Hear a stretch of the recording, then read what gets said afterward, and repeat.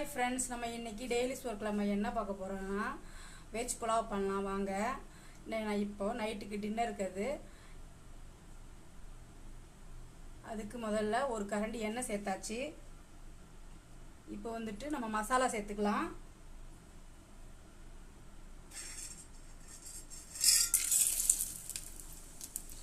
ஒரு 3 வெங்காயம் கட் பண்ணி வச்சுருக்கேன், அதையும் சேர்த்துக்கலாம்.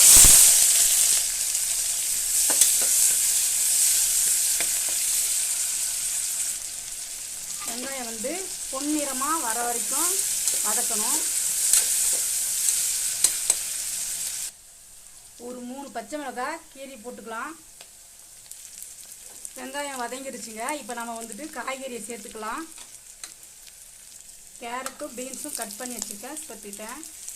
இப்போ இதில் நம்ம இஞ்சி பூண்டு பேஸ்ட்டு சேர்த்துக்கலாம். இப்போ இந்த இஞ்சி பூண்டு பேஸ்ட்டில் நான் கொஞ்சம் போல் புதினா ஆட் பண்ணியிருக்கேன்.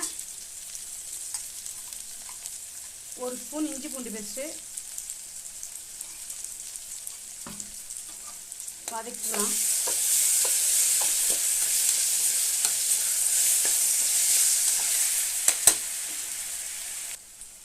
ஒரு ஸ்பூன் மிளகாத்தூள் சேர்த்துக்கலாம்.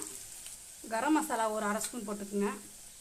தேவைக்கேற்ப உப்பு சேர்த்துக்குங்க. மீல் மேக்கர் கொஞ்சம் சேர்த்துக்கலாம். கைப்பிடி கொத்தமல்லி சேர்த்துக்குங்க.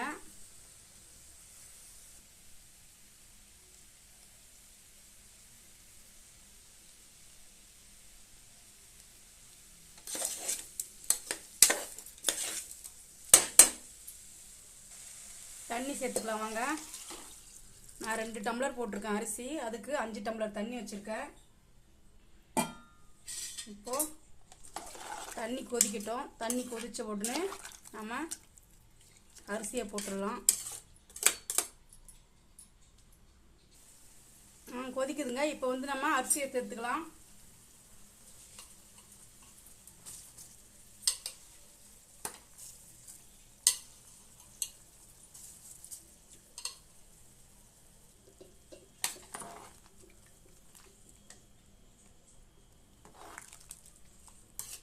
இப்போ நம்ம குக்கரை க்ளோஸ் பண்ணிக்கலாம்.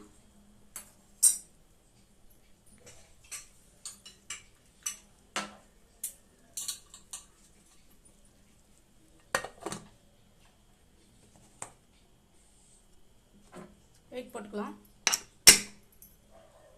ஒரு 3 விசில் வந்தோடனே நம்ம எடுத்துக்கலாம்.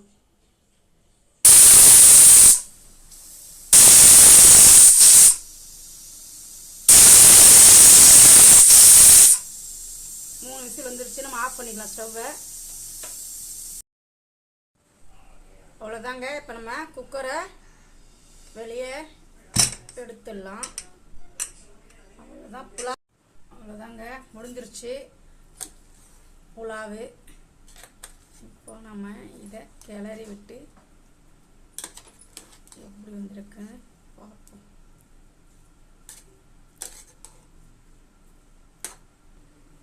Veg pulao ready. நைட் டின்னருக்கு அவ்வளோதான். சுவையான வெஜ் புலாவ் சாப்பிடலாம் வாங்க.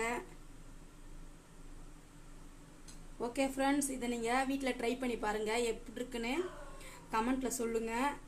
முக்கியமாக வந்து லைக் பண்ணணும், ஷேர் பண்ணணும். நீங்கள்